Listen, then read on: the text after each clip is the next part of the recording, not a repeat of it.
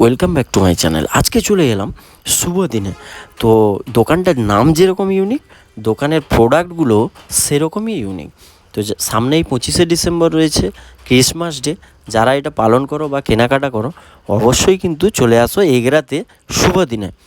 প্রচুর ইউনিক জিনিসপত্র এই দোকানেই পাওয়া যায়। অনেকেই হয়তো আমাদের পূর্ব মেদিনীপুরে এগরার বুকে যারা থাকেন, অনেকেই হয়তো জানেন এই দোকানটা কি প্রোডাক্ট রাখে, কি জিনিসপত্র রাখে। তো এই দোকানের ফুল ভিডিও কিন্তু খুব শীঘ্রই চলে আসবে।